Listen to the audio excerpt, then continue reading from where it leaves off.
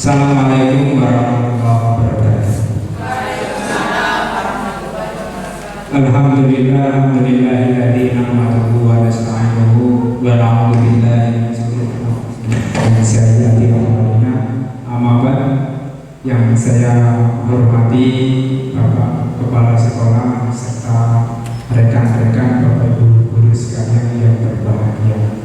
Untuk kali ini saya akan berbagi pengalaman aksi nyata diseminasi budaya positif yang ada di SDN Karangagung. Saya sendiri selaku pembawa acara yang pertama nanti yang pertama dengan bacaan basmalah, yang kedua menyanyikan lagu Indonesia Raya, dilanjut dengan pembukaan oleh Bapak Kepala Sekolah. Untuk mengawali kegiatan ini, marilah kita buka dengan bacaan basmalah. Bismillahirrahmanirrahim. Yang selanjutnya yakni menyanyikan lagu Indonesia Raya. Para hadirin dimohon berdiri.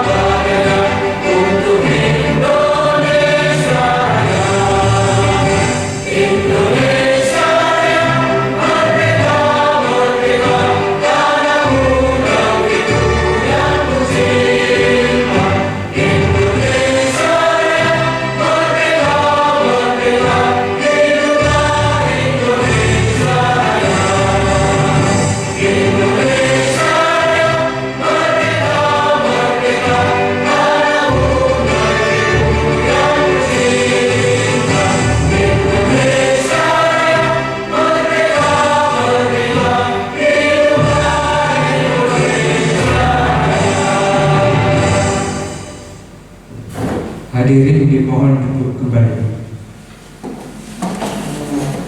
Acara yang selanjutnya yakni pembukaan oleh Bapak Kepala Sekolah. Saya persilakan.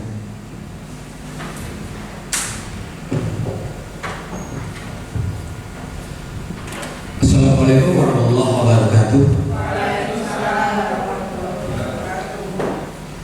Bismillahirrahmanirrahim. Alhamdulillah wa syukurillah. Alhamdulillah. Wassalatu wassalamu ala Rasulillah Muhammadin yang berhormat Bapak Ibu Guru, kami di sini mengucapkan terima kasih atas kehadiran Bapak Ibu semua di ruangan ini dalam rangka mengikuti diseminasi disiplin positif yang diselenggarakan oleh Pak Surikan dan Pak Endi sebagai proses untuk memenuhi tugas dari program pendidikan guru penggerak angkatan 10. Kegiatan ini sangat penting dilakukan, yakni sebagai langkah awal dalam memajukan pendidikan khususnya di lingkungan UPT SD Negeri Karagung. Selain wujud dari pemenuh tugas calon guru penggerak, kegiatan ini juga dapat menjadi sarana dalam menyebarkan ilmu yang telah didapat dari program pendidikan guru penggerak ini. Manfaat juga dirasakan untuk guru yang lainnya, yaitu mendapat pemahaman materi baru dari teman-teman calon guru penggerak. Banyak cara yang bisa kita lakukan untuk ikut andil dalam meningkatkan kualitas pendidikan, misalnya mengikuti pendidikan guru penggerak. Kami selaku pimpinan mendorong Bapak Ibu yang masih muda untuk ikut dalam seleksi program guru penggerak angkatan 12. Semoga nanti dari lembaga kita ada lagi yang mengikutinya. Tidak banyak hal yang ingin saya sampaikan. Dengan mengucap Bismillahirrahmanirrahim, kegiatan ini saya nyatakan dibuka dan dimulai.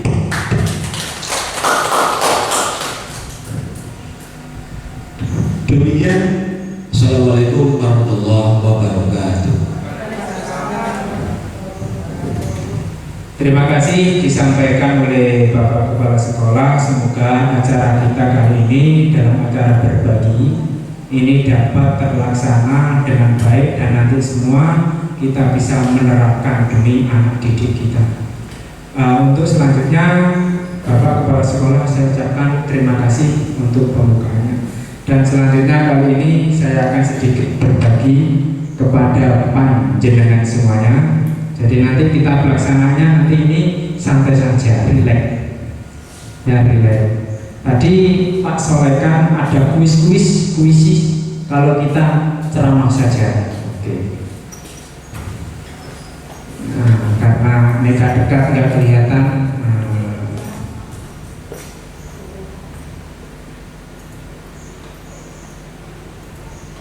Nah ini perkenalan dulu. Dominasi budaya positif ini Endi Susianto. Nah, kebetulan pakaiannya Madura, CGP angkatan 10, UPT SD Negeri Karagung, Kabupaten Tuban, Provinsi Jawa Timur. Nah ini selaku kepala sekolah Bapak Musyahid, kemudian Eti Susiana ini fasilitator saya, kemudian Bu Nur ini selaku pengajar praktek saya, dan Pak Sawekan juga.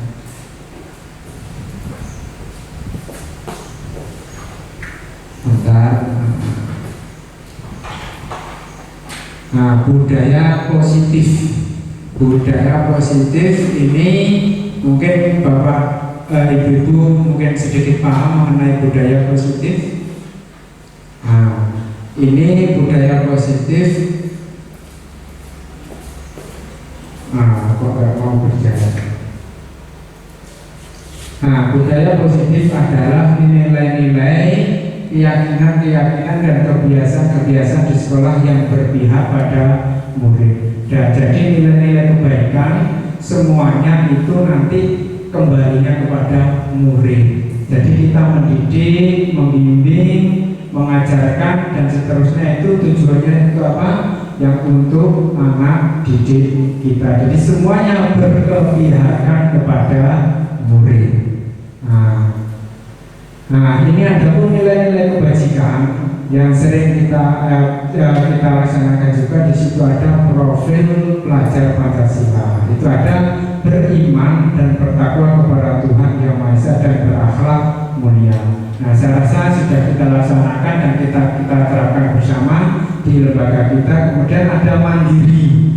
Nah, di samping anak ini memiliki keimanan dan ketakwaan yang kuat terhadap nilai-nilai religius, nah, mulai dari nilai religius yang sudah pernah kita terapkan, mungkin sholat berjamaah, kemudian sholat duha, berdoa sebelum melaksanakan pembelajaran, itu nilai-nilai religius. Kemudian mandiri.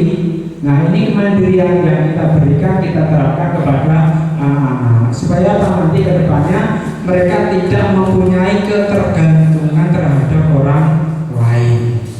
Kemudian bernalar kritis, nah, memiliki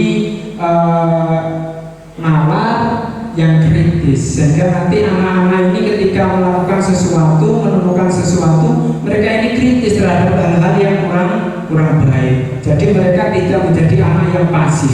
Opo jari, yowis. Ini yang kurang berkenan. Makanya di sini nilai-nilai kebajikan di profil pelajar Pancasila itu ada, salah satunya adalah bernalar kritis. Kemudian ada berkebinekaan global. Nah, wawasannya luas, tidak terjatuh hanya satu wawasan, tapi anak-anak memiliki wawasan yang luas, mengglobal. Jadi nanti tidak ketinggalan zaman. Masalahnya apa? Sekarang zamannya sudah berubah. Anak-anak menggunakan gadget, anak menggunakan HP. Ketika anak-anak itu kita cegah, berarti kita tidak mengikuti yang namanya global, perkembangan zaman yang sudah ada. Kemudian ada gotong royong. Nah, ini budaya leluhur kita yang sudah ada sejak zaman dahulu. Nah, gotong royong ini perlu kita terapkan juga di lingkungan sekolah.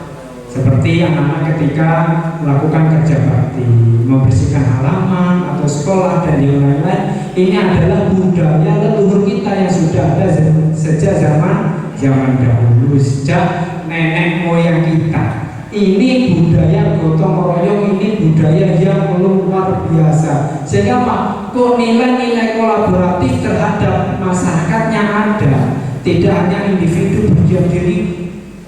Apalagi sekarang kadang kita melihat itu orang itu santai dengan uangnya dan HP-nya. Ketika mereka ada sesuatu cukup mengklik di HP, di lewat Grab atau online dan selainnya sudah datang.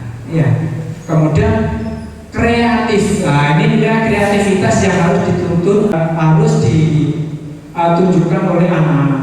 Nah, kreativitas ini tidak semena-mena ketika itu muncul saja, tapi kita juga perlu mendampingi anak-anak untuk mewujudkan yang adanya namanya kreativitas. Ini dari nilai-nilai kebajikan yang nantinya akan muncul menjadi nilai-nilai positif, ya, budaya positif. Nah, ini perubahan paradigma belajar.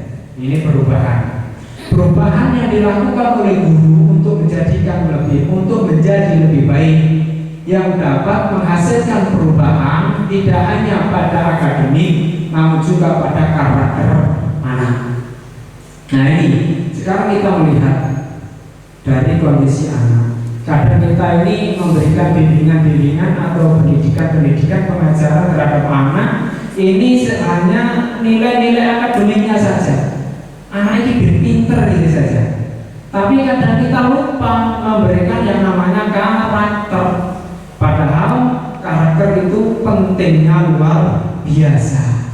Makanya ketika kita menerapkan pembelajaran yang dulu di kurikulum K13 itu ada nilai-nilai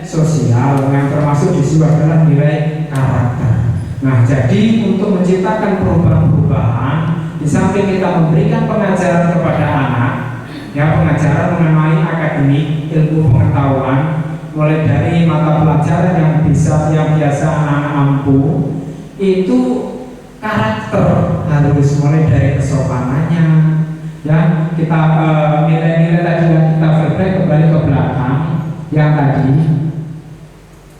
Nah ini ya nilai-nilai kebajikan tadi. Nah ini masuk toleransi, rasa hormat, integritas, mandiri, menghargai, antusias, empati, keingintahuan, kreativitas, kerjasama, percaya diri, nah, komitmen anak. Ini termasuk juga bagian-bagian daripada karakter seorang anak. Nah, karakter tersebut perlu mengalami yang namanya perlu perubahan. Jadi tidak monoton atau konstan itu saja, tapi anak mengalami perubahan sehingga nanti akan memunculkan yang namanya budaya positif.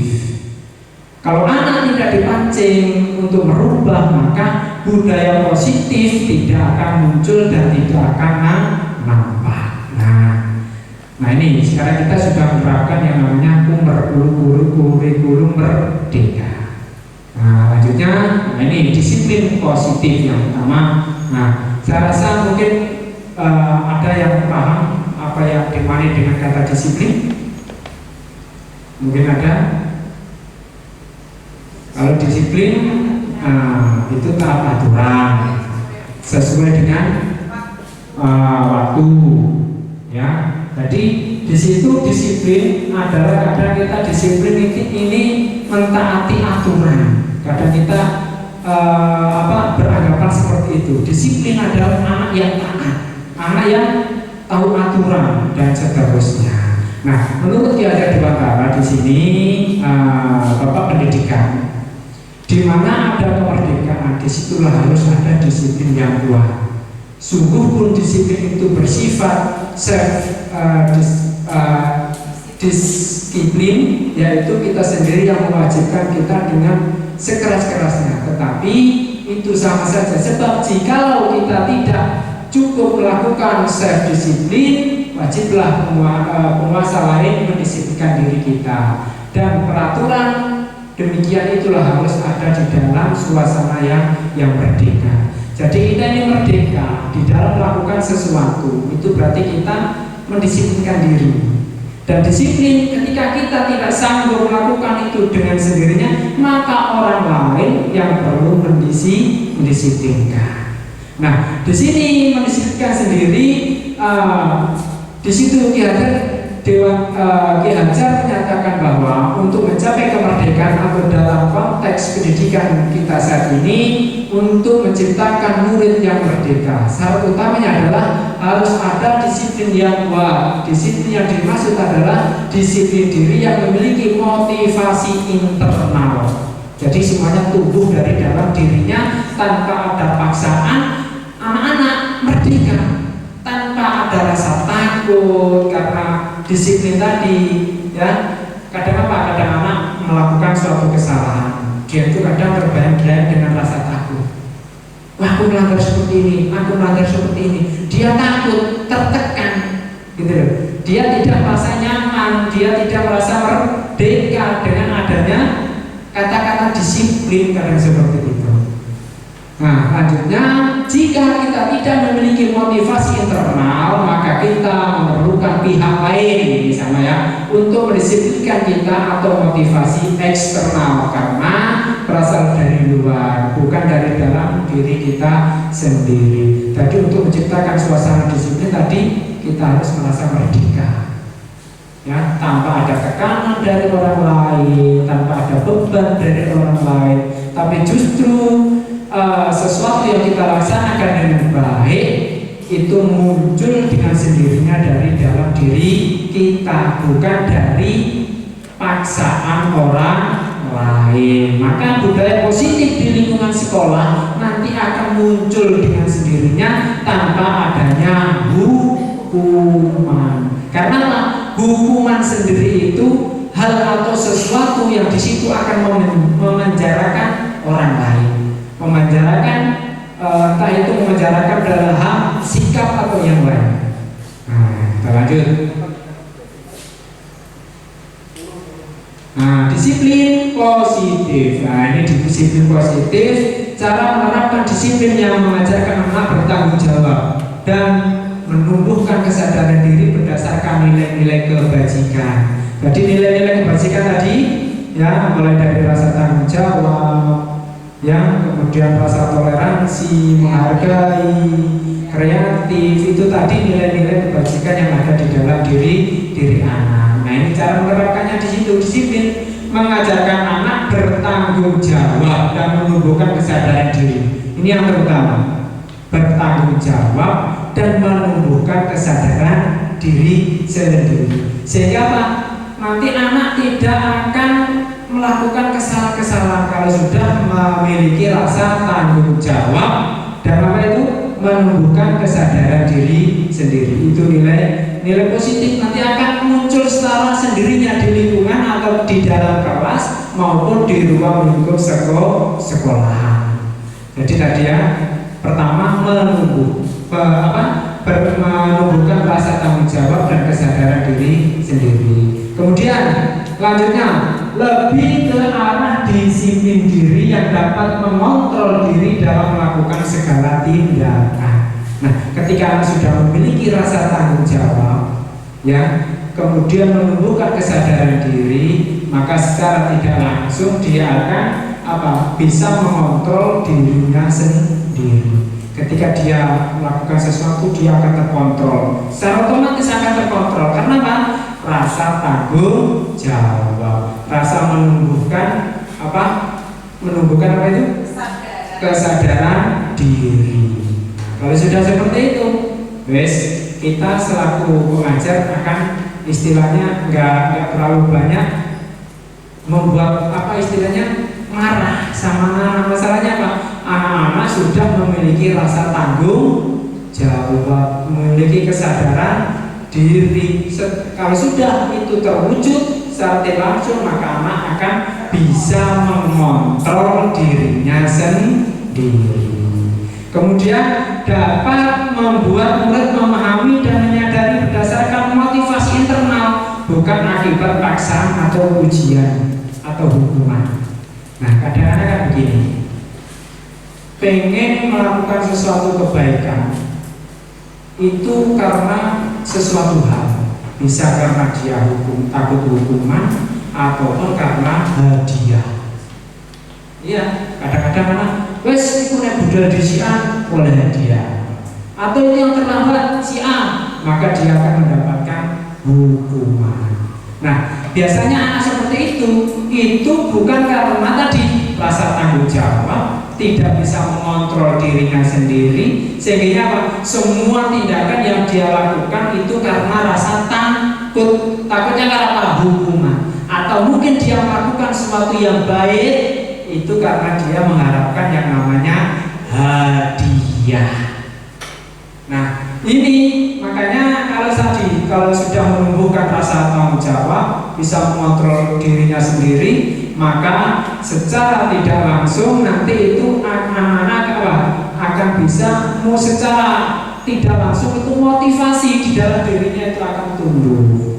Ya, di dalam dirinya motivasinya itu akan tumbuh. Nah, ini motivasi dari mana? Dirinya, motivasi internal. Ya, tapi tadi ada kalimat motivasi eksternal, itu memang ada. Tapi ini motivasi internal, motivasi yang tumbuh kesadaran bukan dari orang lain, tapi karena dari dirinya sendiri. Nah, bagaimana kita nanti bisa mewujudkan hal tersebut kepada anak didik kita? Jadi tadi ya, disiplin positif. Pertama kita tumbuhkan adalah rasa tanggung jawab, kemudian kesadaran diri. Selanjutnya akan tumbuh kontrol dirinya sendiri, dan selanjutnya akan tumbuh yang namanya motivasi terhadap dirinya sendiri. Kalau sudah tumbuh yang namanya motivasi dari dirinya sendiri, maka anak-anak tidak akan istilahnya takut mungkin, atau istilahnya lagi itu tidak terlalu mengharapkan hadiah, tidak takut akan hukuman. Karena apa? Semuanya sudah tumbuh motivasi dari dirinya sendiri. Oh ya, waktunya saya berangkat sekolah jam sekian, saya sudah berangkat. Oh itu ada ruangan kelas yang kotor, saya bersihkan. Ya langsung tumbuh dari dirinya sendiri, bukan adanya hadiah atau hukuman dari pihak luar. Kita sebagai pengajar, kita adalah sebagai pihak luar. Kadang kita sering memberikan motivasi dan seterusnya, tapi itu sudah tidak lagi. Karena apa? Motivasi sudah tumbuh dari dirinya sendiri. Nah ini disiplin positif. Kemudian, nah ini motivasi, disiplin. Nah, motivasi perilaku manusia. Ini motivasi ya. Tadi motivasi yang tumbuh dari dirinya sendiri, sekarang ini ada motivasi perilaku manusia untuk menghindari ketidaknyamanan atau hukuman. Ya. Jadi untuk mewujudkan motivasi perilaku manusia, jadi untuk tidak melakukan sesuatu karena dia menghindari adanya hukuman. Ben aku kira dihukum cah, makanya aku kudu budak isu. Ben aku ora dihukum cah, PR ku tak kerjakno. Ben aku ora dihukum cah, kelas tak kerjakan. Tugas-tugas yang lainnya saya kerjakan. Ini motivasi ya atau perilaku manusia ini untuk menghindari supaya tidak ada hukuman atau ketidaknyamanan. Nah untuk selanjutnya adalah untuk mendapatkan imbalan atau penghargaan dari orang lain. Tadi sudah saya sampaikan. Jadi untuk motivasi tadi ya untuk mendapatkan imbalan atau penghargaan dari orang lain. Kadang gini, ayo anak-anak, kalau kamu nanti bisa mengerjakan seperti ini, mengerjakan tugas ini, maka kamu nanti saya kasih uang 5.000. Nah ini karena dia ingin mendapatkan uang 5.000. Jadi kadang belajar bukan karena tumbuh dari dirinya sendiri, tapi dia ingin mendapatkan imbalan tadi uang 5.000. Nah makanya kadang kita malah justru kadang nggak boleh sering-sering seperti itu. Walaupun itu kadang memunculkan motivasi dari luar. Kemudian apa? Untuk menjadi orang yang merdeka, inginkan menghargai diri sendiri dengan nilai-nilai yang merdeka, yang nilai-nilai merdeka yang dipercaya. Ya, maksudnya seperti itu. Jadi kadang motivasi dia ini ingin menghargai dirinya sendiri, ingin menghargai dirinya sendiri bahwa saya ini mampu, saya bisa melaksanakan sesuatu. Nah ini karena apa? Dia ingin menghargai dirinya sendiri. Kalau orang sering banyak hukuman, kemudian sering dikasih hadiah karena prestasinya, kalau yang dikasih hukuman karena pelanggarannya. Nah kalau orang bisa melakukan semua kebaikan-kebaikan tanpa ada tadi hukuman atau imbalan, ini berarti dia sudah bisa menghargai dirinya sendiri. Nah, bagaimana kita menumbuhkan seperti itu? Kita perlu istilahnya motivasi-motivasi yang perlu kita terapkan. Nah, ini nanti selanjutnya. Nah, yang pasti itu tadi ini adalah motivasi atau perilaku manusia. Ini pada umumnya seperti itu, untuk menghindari ketidaknyamanan atau hukuman, untuk mendapatkan imbalan atau penghargaan dari orang lain, yang selanjutnya untuk menjadi orang yang ingin menghargai dirinya sendiri. Lanjut.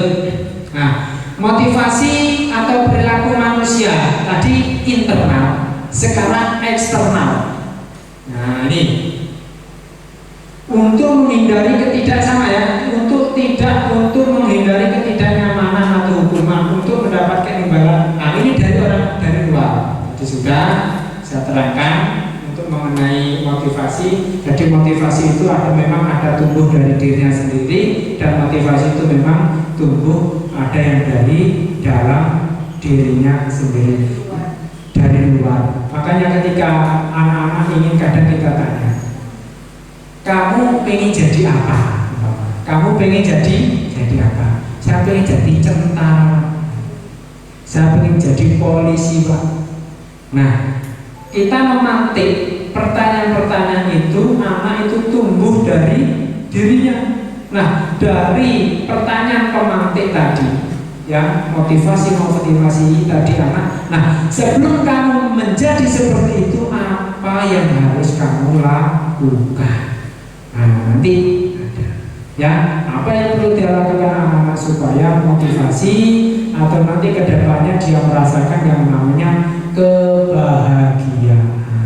Jadi pendidikan selama ini yang kita terapkan kepada anak-anak didik kita ini bukan sekedar istilahnya memberikan materi akademik atau yang lainnya, tapi juga nanti itu menumbuhkan motivasi-motivasi anak sehingga kelak kedepannya nanti mereka akan merasakan yang namanya hidup bahagia.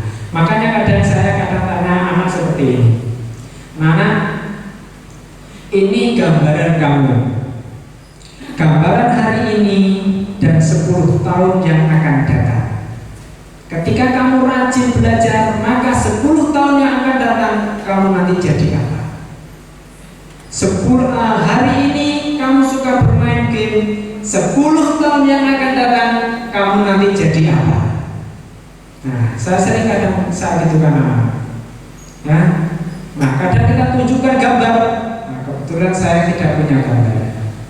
Hari ini kamu bermalas-malasan, maka 10 tahun yang akan datang mungkin kamu jadi kuli bangunan, pengangguran. Walaupun kuli bangunan itu adalah tidak rendah, tapi pekerjaan itu adalah pekerjaan yang kasar. Setidaknya dengan pekerjaan santai, sedikit tenaga, tapi kita banyak menghasilkan uang. Seperti itu. Masalahnya apa? Yang diharapkan itu adalah nanti adalah apa? Kebahagiaan. Kebahagiaan nanti dengan apa? Bisa juga dengan harta atau uang. Kalau bulian, kebahagiaan tidak di situ saja. Gitu. Kebahagiaan bisa kita dapatkan dengan kita banyak melakukan ibadah. Bisa saja. Ya. Oke, kita pengen bahagia lagi dengan nilai ibadah yang lebih kuat, mungkin ibadah kaji. Apakah kamu butuh duit? Butuh. Ibadah Allah, Bu Juni kemarin butuh duit. Kalau saya ke masjid cukup jalan kaki. Ya, jadi seperti itu. Jadi kita kadang buat gambaran-gambaran untuk menumbuhkan motivasi tadi anak-anak. Kadang kita berikan gambaran, oh anak seperti ini. Kadang ataupun nanti kita berikan gambaran sewaktu-waktu kita foto. Orang tuanya kita foto semua. Cekrek, pas bapaknya narik bukan kita foto. Bapaknya ngayu becak kita foto. Bapak ini kata ilang kita foto. Kita belajar, kita tontonkan. Kamu mau nggak? Pengen nggak berubah? Apakah kamu pengen terus seperti ibumu atau pengen bapakmu? Nah, ini menumbuhkan motivasi dari luar. Sehingga nanti apa? Secara tidak langsung anak akan giat, akan semangat belajar, akan terus berjuang untuk mencapai kebahagiaannya nanti selesai dia atau nanti dia sudah terjun di dalam masa belakang. Nah, seperti itu. Lanjut. Nah, ini motivasi perilaku internal tadi sudah. Menjadi orang yang mereka inginkan dan menghargai diri sendiri dengan nilai-nilai yang merdeka, mereka percaya.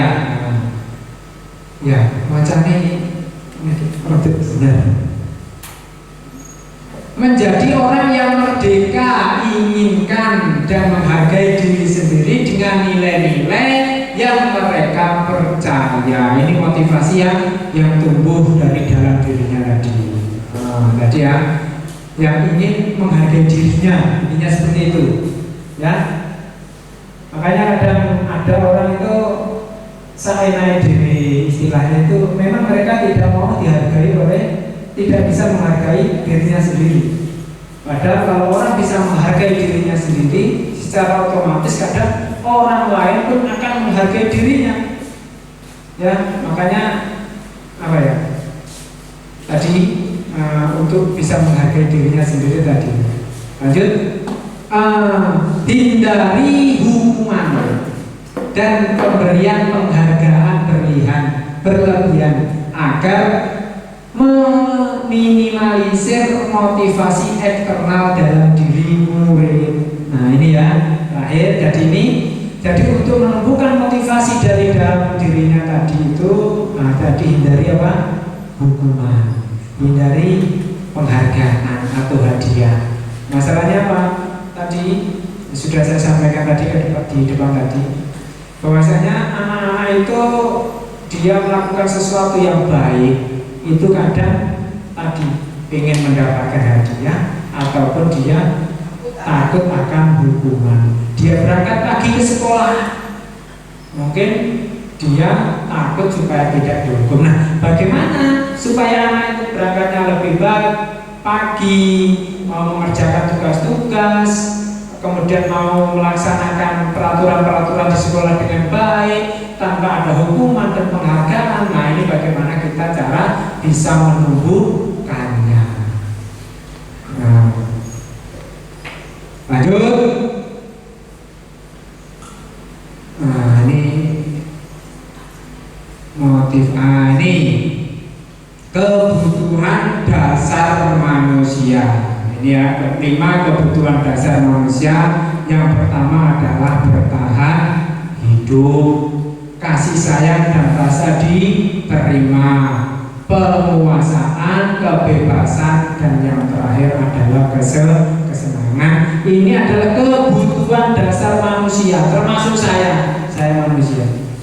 Ini kebutuhan yang apa? Kebutuhan dasar yang dimiliki setiap manusia. Yang pertama adalah bertahan hidup. Nah, bertahan hidup dengan cara apa? Makan, kemudian berpakaian, tempat tinggal, keamanan, kesehatan. Ini adalah kebutuhan dasar bertahan hidup. Nanti dengan cara makan, minum, dengan kesehatan, ya, kemudian dengan keamanan. Nah, keamanan ini mungkin keamanan ada gangguan dari luar misalnya, atau gangguan dari binatang yang lainnya. Nah, ini adalah kebutuhan dasar hidup manusia. Jadi makanan, pakaian, tempat tinggal, rumah kita, nah ini pun sesuai selera kadang-kadang ya. Kemudian lanjut, kasih sayang dan rasa diterima. Rasa diterima, dipedulikan, berbagi, kerjasama, menjadi bagian dalam kelompok. Ini kasih sayang satu sama lain. Ini kebutuhan dasar. Ketika kita menjadi istilahnya apa? Orang yang hidup sendiri, individu. Nah ini kadang apa ya? Ini istilahnya orang ini kasarannya normal tidak kalau orang hanya mementingkan dirinya sendiri. Padahal di dalam kehidupan ini adalah termasuk kebutuhan dasar manusia. Ingin berkelompok, kemudian ingin diterima kelompok lain. Nah ini makanya ada di sekolah-sekolah itu ada bullying ya. Ada istilah bullying. Makanya untuk menghindari adanya bullying itu tadi kita terapkan kelompok-kelompok dan seterusnya, kasih sayang satu sama lain, sehingga di situ akan tumbuh yang namanya suatu kasih sayang dan rasa diterima satu sama lain. Kemudian berikutnya penguasaan. Nah ini lumrah. Manusia sifatnya apa umumnya? Rakus. Ya, sifatnya rakus. Penguasaan. Kabeh pengen diayai. Wis dikai 11 sing jalur 12. Wis dikai sepeda motor api isih nek kurang api dan seterusnya. Ini sifatnya manusia. Penguasaan. Nah, penguasaan itu apa? Harga diri. Keinginan untuk dianggap memimpin, berprestasi, diakui, didengar. Ini bagian dari penguasaan. Nah, jadi omongannya, ucapannya, semuanya ingin didengar oleh orang lain. Karena apa? Dengan didengar, diperhatikan, berarti dia menganggap dirinya adalah sebagai penguasa. Nah, ini adalah bagian penguasaan. Selanjutnya adalah kebebasan. Kebebasan ini ada mandiri, memiliki pilihan, mencoba hal yang baru, mampu mengendalikan arah dirinya. Nah, ini kebebasan. Kebebasan dalam segala hal yang sifatnya baik. Kemudian kesenangan, ada bermain, humor, antusiasme, tertawa dan seterusnya. Ini adalah kesenangan-kesenangan yang dimiliki oleh manusia. Ini adalah 5 kebutuhan dasar setiap manusia. Ya, kebutuhan dasar dari setiap manusia. Dan berikutnya, posisi kontrol. Nah, sekarang tadi sudah panjang lebar mulai 5 kebutuhan dasar, mulai motivasi internal, eksternal dan seterusnya. Ini ada yang namanya posisi kontrol seorang guru. Nah, kita sebagai seorang guru, ini apa yang perlu kita lakukan? Yang pertama, ya, penghukum. Bukan menghukum ya, penghukum. Berarti bukan memberikan hukuman, tapi penghukum, membuat rasa bersalah, kemudian sebagai teman, kemudian pemantau, dan yang terakhir adalah manajer. Nah, yang utama di sini kita sebagai seorang guru adalah sebagai manajer. Ya, kalau penghukum ini nanti membuat anak semakin apa? Minder. Dia selalu merasa bersalah terus karena hukuman. Bisa menyebabkan trauma. Kemudian membuat merasa bersalah sama sebenarnya. Pembuat merasa bersalah ini akan memutuskan semangat anak untuk melakukan sesuatu hal. Karena dia membuat merasa bersalah. Makanya ketika ada kasus, umpamanya ada kasus. Ketika ada kasus, anak ini bermain sepak bola di dalam ruang lingkup kelas. Nah, kemudian bermain bola ini umpama si A dan si B. Nah, bola tersebut mengenai kaca almari pecah, Nah, dari situ apa sebagai seorang guru apa yang kita lakukan? Sebagai penghukum, pembuat merasa bersalah, sebagai teman, atau sebagai pemantau dan manajer. Apa yang perlu kita lakukan dari kejadian semuanya ada kasus seperti itu. Anak bermain sepak bola di rumah kelas, enak dia main. Nah, setelah bermain, bolanya ini mengenai kaca almari pecah. Nah, kita sebagai seorang guru, apakah kita menghukum, membuat anak itu tadi merasa bersalah? Yang pasti perlu kita terapkan. Kita panggil itu anak.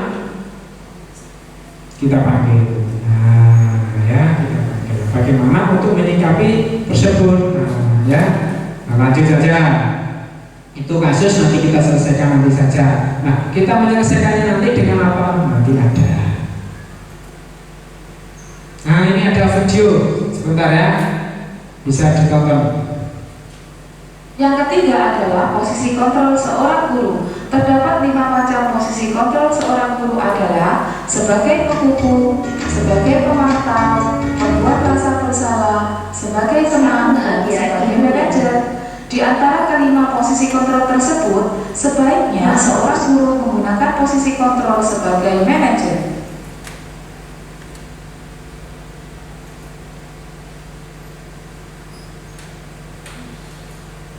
Yang ketiga, nah, ya, tadi itu untuk apa? Untuk video, ya.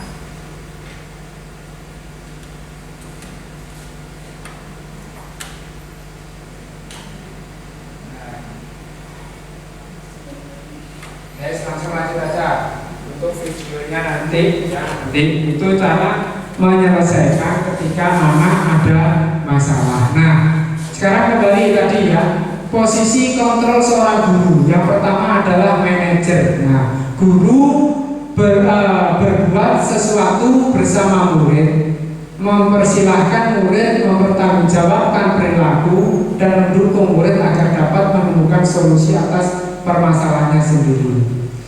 Posisi manajer mengacu pada restitusi yang dapat menjadikan murid sebagai manajer bagi dirinya sendiri sehingga tercipta identitas positif berhasil pada diri murid. Jadi kita sebagai pertama adalah sebagai manajer. Tadi ada satu kasus yang tadi ya. Jadi kita memanggil anak tersebut untuk dia mempertanggungjawabkan dari perilaku tersebut, gitu ya. Jadi untuk anak ini kita memberikan solusi permasalahannya tadi, dan dia bisa menemukan solusinya sendiri tanpa harus guru istilahnya kamu salah karena telah memecahkan, istilahnya memecahkan kaca, dan kamu melanggar peraturan karena kamu bermain di dalam kelas umpama. Nah, tapi anak bisa menemukan sendiri dari kesalahan-kesalahan tersebut, ya, dari kesalahan-kesalahan tersebut. Nah, ini untuk posisi manajer.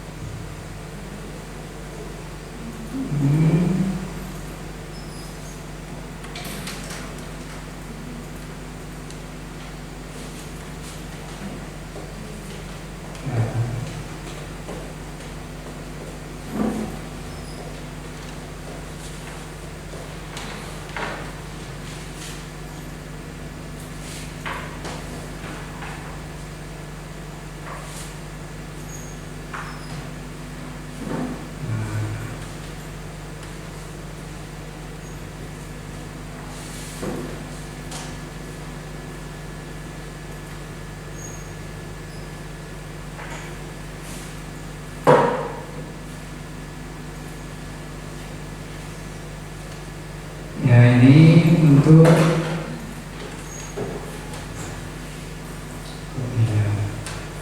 nah, kita lanjut.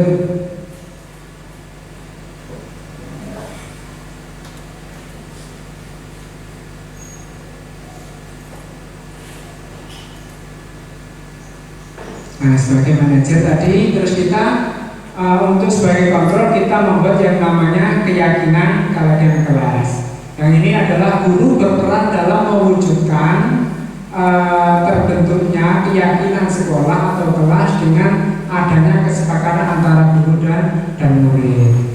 Nah, berikutnya keyakinan sekolah atau kelas berupa pernyataan universal yang mudah diingat, dipahami, dan harus diterapkan dalam lingkungan sekolah. Makanya tadi kita untuk mewujudkan lingkungan keyakinan kelas.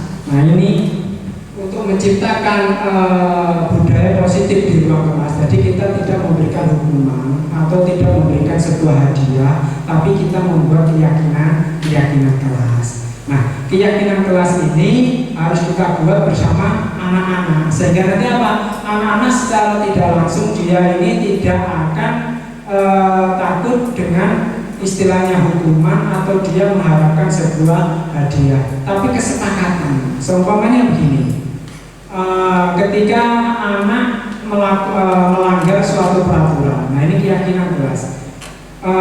Umpama datang ke sekolah ini terlambat, maka apa yang perlu dilakukan oleh anak?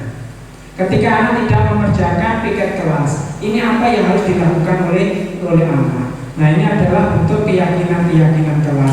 Kalau kita buat sepakat seperti itu, maka akan tercipta lingkungan kelas atau budaya positif di dalam lingkungan kelas atau lingkungan sekolah.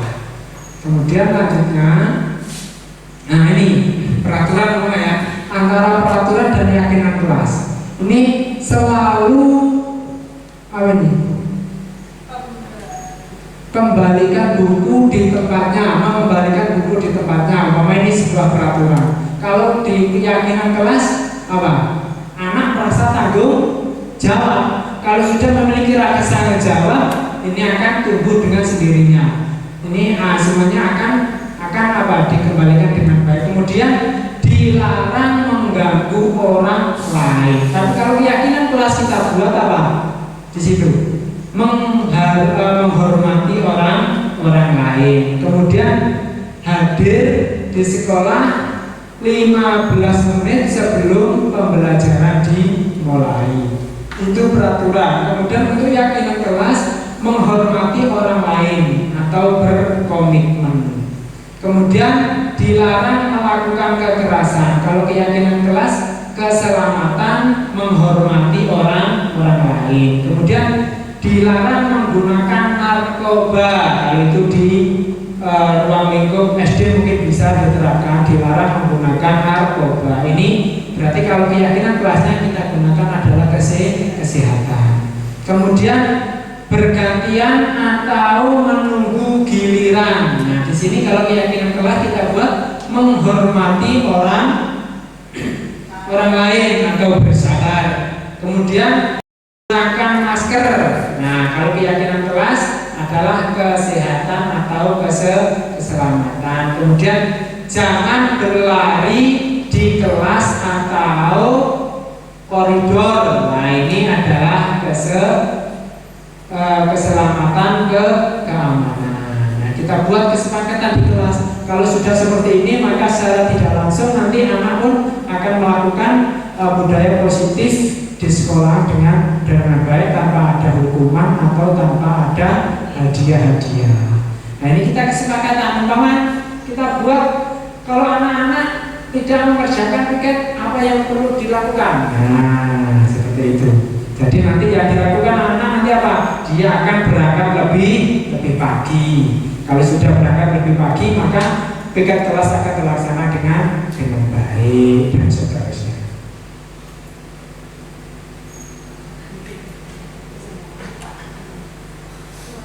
Nah, ini untuk permasalahan. Nah, ini ceramah saja ya. Segitiga restitusi dalam penyelesaian masalah. Nah, ini segitiga restitusi. Ini bagian dari budaya positif di lingkungan sekolah. Nah, restitusi. Jadi istilahnya apa? Anak ini bisa mengambil atau mengetahui dari kesalahannya anak-anak itu sendiri.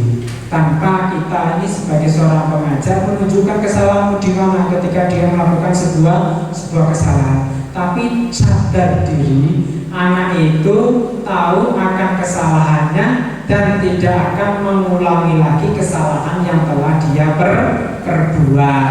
Nah, ini untuk cara menyelesaikan ini di sini ada proses menciptakan kondisi bagi murid untuk memperbaiki kesalahan mereka, sehingga mereka bisa kembali pada kelompok mereka dengan karakter lebih kuat. Nah, tujuan menghasilkan murid yang mandiri dan bertanggung jawab. Ya, jadi secara tidak langsung nanti dia akan bisa mempertanggungjawabkan atas dirinya sendiri dari kesalahan-kesalahan yang telah mereka buat. Nah, ini segitiga restitusi. Nah, segitiga restitusi tersebut adalah yang pertama ini menstabilkan identitas, kemudian validasi tindakan yang salah, kemudian menanyakan keyakinan. Nah, coba ketika ada masalah tadi, anak bermain sepak bola di dalam kelas, main seakan-akan kemudian dari permainan dia merasakan nyaman, kena kocok, tayar, pecah. Nah, anak melakukan kegiatan itu dia merasa bahagia atau tidak? Bahagia. Dia merasa bebas tidak? Bebas dengan permainannya sendiri. Apakah dia itu tadi ke 5 kebutuhan dasar anak? Dia akan merasa bebas, senang, gembira, dan seterusnya. Nah, ketika ada permasalahan itu, satu kasus itu, kemudian, nah, kita bagaimana cara menyelesaikannya? Dengan menggunakan segitiga restitusi. Jangan sampai ketika anak melakukan kesalahan langsung kowe iki salah. Jangan.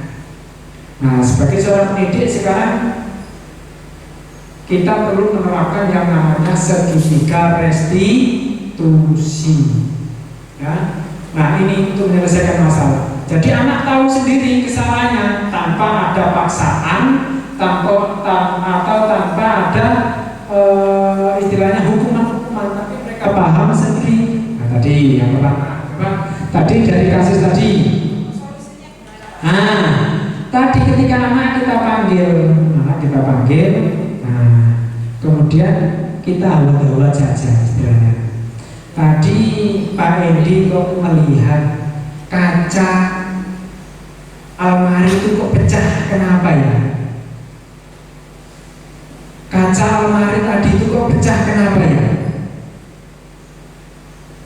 Nah, anak tadi mungkin satu sama lain dia akan menyalahkan pertama, Pak akan menyalahkan.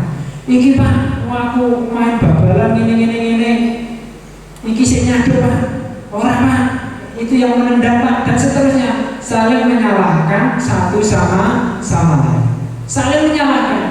Nah, bagaimana cara menumbuhkan supaya anak ini tahu akan kesalahannya sendiri? Jadi kita menstabilkan. Setelah anak tadi kan bertengkar ya, karena apa? Dia saling menyalahkan karena dia takut akan hukuman. Nah, kita stabilkan dengan kata-kata yang enak. Tadi ya, kita sebagai seorang guru, mungkin kita sebagai teman. Kita sebagai teman. Nah, kita sebagai teman, kita stabilkan dulu. Atau kita sebagai seorang manajer, kita stabilkan dulu. Wes, bawa gitu ya. Piye mau, dengan kata-kata yang enak. Piye gitu mau, coba cerita. Anak kan cerita. Anak disuruh cerita dari kesalahan tadi. Oh gini Pak, ini tadi begini Pak. Nah, dari cerita tadi dia agak sedikit stabil, dirinya sedikit stabil, mungkin bisa stabil sepenuhnya. Nah, setelah dia stabil, maka dia akan bercerita penuh mengenai permasalahan tadi. Nah, kita pantil lagi. Coba dari apa yang kamu lakukan tersebut itu perbuatan salah atau benar. Maka anak akan menjawab dengan sendirinya. Karena apa? Memvalidasi tindakan yang salah tadi. Jadi langkah pertama kita ini akan memberikan apa? Menstabilkan identitasnya. Yang kedua, memvalidasi tindakan yang salah. Nah, anak akan nanti kita memantik pertanyaan lagi. Dari apa yang kamu lakukan tersebut, itu perbuatan itu benar atau salah? Maka menjawab anak-anak itu, ya, akan menjawab, itu salah Pak, itu salah. Nah, kita gali lagi kesalahan tersebut. Kalau kamu apa? Yang si A mungkin bertanya, saya bermain sepak bola di dalam kelas, ya seperti itu. Saya bermain sepak bola di dalam kelas. Tadi kita menstabilkan. Maka yang kedua adalah memvalidasi kesalahan. Anak akan mengakui sendiri, saya melakukan sepak bola di dalam kelas. Yang anak berikutnya mungkin menjawab, saya telah memecahkan kaca almari. Nah, anak kan apa? Dari tadi untuk menyelesaikan permasalahan dengan cara segitiga restitusi, yang pertama tadi kita menstabilkan anak, kita tenangkan. Yang kedua, kita memvalidasi kesalahan. Nah, kesalahan itu bukan kita yang memunculkan kami itu salah, enggak. Tapi anak sendiri bercerita untuk mengakui kesalahannya. Nah, setelah anak mengakui kesalahan tersebut, nah, kemudian kita menanyakan keyakinan kelas yang pernah dibuat dulu. Ya, keyakinan kelas. Seandainya anak melakukan suatu kesalahan di dalam kelas. Nah, ini kita menanya ulang keyakinan kelas yang pernah dulu dibuat bersama-sama anak. Kesepakatan kelas, keyakinan kelas.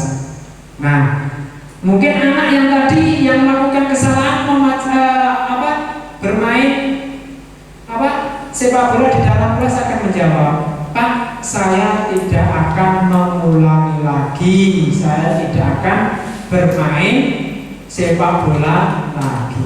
Dan mungkin anak yang berikutnya pun akan menjawab, Pak, saya akan mengganti kaca almari yang pecah tersebut. Nah, tanpa kita meminta, tanpa kita memberikan hukuman, tapi anak sadar dan tahu dari apa?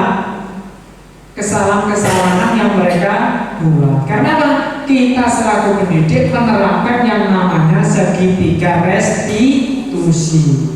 Ya, jadi Bapak Ibu untuk menerapkan yang namanya budaya positif ketika ada permasalahan yang dialami oleh anak, kita tidak boleh langsung menjudge. Kamu ini salah, kamu ini begini, tidak boleh. Masalahnya apa? Ada anak ini kita beranggapan seperti kertas kosong. Mungkin ada yang beranggapan seperti itu, Bapak, Ibu? Ya. Kertas kosong? Nah, istilah itu salah. Padahal anak yang benar itu apa? Tidak tabula rasa. Anak itu tidak seperti kertas kosong. Kalau kita beranggapan seperti itu, semuanya yang harus dilakukan anak itu sesuai perintah saya. Seumpamanya Bu Miftah, ini pengen anaknya harus seperti ini, kamu harus seperti ini. Tidak seperti itu. Ya, kita hanya bisa menuntun, kita hanya bisa menunjukkan, oh ini loh nak yang benar, oh ini loh nak yang sesuai kamu. Jadi kita tidak boleh memaksakan kehendak anak untuk melakukan sesuatu sesuai dengan keinginan diri kita. Tidak boleh. Jadi pendidikan-pendidikan yang zaman kuno dulu itu sekarang banyak berubah-berubah dan diterapkan oleh para modernisasi pendidikan di zaman sekarang. Makanya sekarang ada istilah tabula rasa, kemudian ada segitiga restitusi seperti ini yang harus dimiliki oleh semua Bapak Ibu guru kita selaku pendidik. Kita jangan sering-sering memberikan hukuman, kita jangan sering-sering memberikan hadiah, tapi kita tumbuhkan anak, motivasi itu tumbuh dari dalam dirinya sendiri dengan kita membuat keyakinan kelas. Jadi harapan nanti kalau besok atau kapan kita buat keyakinan kelas terhadap anak. Nana, kalau kamu melakukan begini, apa yang kamu lakukan? Jadi ini kesepakatan bersama anak. Ketika kesepakatan itu dibuat bersama anak, maka anak mau melakukan pelanggaran itu apa? Dia akan teringat dengan apa yang dia buat sendiri tanpa masalahnya Pak, ada sifat disiplin yang nanti arahnya ke hukuman itu dibuat oleh siapa? Oleh guru sendiri. Membuat peraturan itu dibuat oleh sendiri guru sendiri, sehingga ketika anak melakukan sesuatu itu karena takut, ya karena takut. Jadi semaksimal mungkin kita terapkan, kita buat keyakinan kelas. Jadi kita tulis nanti bersama anak-anak, nanti umpama nanti kelas berapa? Kelas 2 naik ke kelas 3, kita buat bersama anak-anak nanti berangkat sekolah sampai di kelas jam berapa, tulis keyakinan kelas. Terus piket kelas bagaimana, kita buat. Yang tidak melakukan bagaimana, ini buat kesepakatan bersama anak. Kalau kita sudah buat kesepakatan bersama anak, saya yakin anak akan melakukan budaya-budaya positif di dalam lingkungan kelas atau di lingkungan sekolah secara sendirinya, tanpa ada hukuman atau tanpa ada paksaan dari orang lain, atau mungkin ada penghargaan dan seterusnya. Ya, jadi untuk Bapak Ibu sekalian, untuk menerapkan budaya positif, ini kita perlu menerapkan yang namanya segitiga restitusi. Nah, jadi yang pertama adalah apa? Menstabilkan, ya, menstabilkan. Ini mesti permasalahan di dalam sekolah itu mesti ada, nggak mungkin tidak. Ya, muridnya Bu Miftah, gue kira muridnya, apa langsung dijok bener ini salah kalau mau akeh dan seterusnya. Panggil dulu aja. Pas sekolah pakai ini, atau langsung disebut bener kalian dong? Enggak, kita stabilkan. Yes, mungkin digandeng. Ya, kita sebagai seorang manajer mungkin, ya, begitu teman dan seterusnya. Kemudian kita memvalidasi dari kesalahan. Setelah kita rangkul, bahwa kita rangkul, kita peluk, syukur-syukur di permensikot, di menehno dan seterusnya supaya pikirannya stabil. Kemudian kita tanya, kamu tadi melakukan apa? Nah, kalau sudah mengakui kesalahan-kesalahannya, kita tadi memvalidasi, maka keyakinan atau kesepakatan kelas yang kita buat, ini kita laksanakan. Atau mungkin nanti anak akan sendirinya bercerita dan seterusnya. Ya. Nah, terus selanjutnya,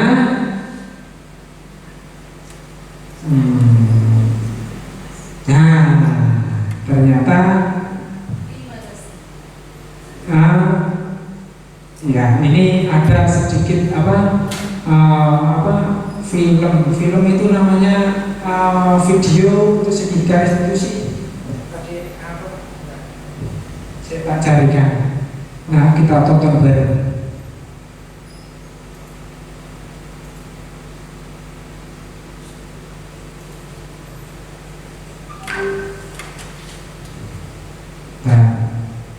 Ini ya.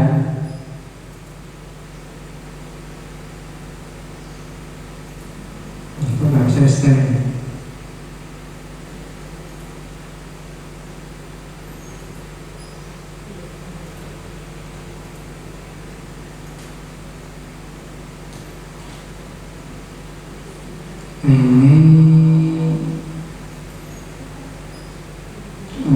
Ini sebenarnya mau saya putarkan film ini. Film untuk apa tadi? Untuk menyelesaikan masalah-masalah yang ada di lingkungan sekolah. Nah, dan bisa ditayangkan.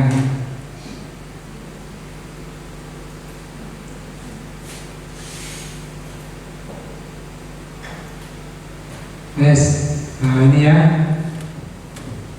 Masih seputar ini saja, permasalahan di ruang kelas atau di sekolah kita. Jadi untuk Bapak Ibu sekalian, untuk menumbuhkan motivasi terhadap anak-anak, jadi saya ulang, anak-anak itu ibaratnya itu apa ya? Kita mendidik anak itu sesuai dengan kodrat zaman dan juga sesuai kodrat alam. Jadi kodrat yang dimiliki anak itu apa? Perlu kita gali. Jadi anak satu sama lain tidak boleh kita samakan. Ya, masalahnya apa? Kadang anak itu memiliki kemampuan-kemampuan yang berbeda, sehingga kita tidak boleh menyamakan satu sama lain. Makanya di kurikulum yang kita pelajari bersama, yang kita laksanakan bersama, itu memerdekakan anak. Jadi sesuai dengan perkembangan zaman dan juga sesuai kemampuan anak. Nah, sekarang umpama anak memiliki kemampuan di bidang olahraga, ya, apakah kita paksakan dia untuk mampu di bidang yang lain? Perlu tidak. Intinya adalah apa? Nanti anak itu akan merasakan kebahagiaan nanti di akhirnya, ketika nanti anak itu terjun di dalam masyarakat, maka nanti dia akan merasakan yang namanya kebahagiaan. Jadi ada anak kita sendiri, itu ada kelas 4. Ternyata dia di bidang akademiknya itu susah, tapi ketika dia dikasih keterampilan drum band, dia tuh mampunya luar biasa. Dibanding dengan teman-temannya yang lainnya, dia lebih pandai. Nah, jadi kita bisa melihat dari situ. Jadi anak itu bukan seperti kertas kosong yang disampaikan Bu Yuli, tidak. Tapi apa? Anak memiliki kodratnya masing-masing. Jadi di situ kita menuntun anak supaya apa? Oh nak, kamu ternyata kemampuanmu di bidang ini. Nah, kita perlu mengasah di bidang anak tersebut. Tidak boleh kita paksakan. Kamu harus seperti ini, kamu harus seperti itu. Tidak bisa. Jadi, nah terus lagi sesuai dengan perkembangan zaman. Sekarang adalah perkembangan zamannya adalah berupa media digital. Maka kita tidak boleh memaksakan anak. Kita perlu menuntun anak supaya apa? Dengan HP tersebut dia bisa melakukan suatu kebaikan atau sebagai dunia pendidikan. Nah, mungkin Bapak Ibu guru sekalian, barangkali ini saja yang bisa saya sampaikan, dan semoga saja kita semua sebagai seorang pendidik bisa melaksanakan budaya-budaya positif dengan baik di dalam lingkup kelas maupun di sekolahan. Mungkin itu saja yang dapat saya sampaikan. Kalau ada salah kata saya mohon maaf yang sebesar-besarnya. Saya tutup. Assalamualaikum warahmatullahi wabarakatuh.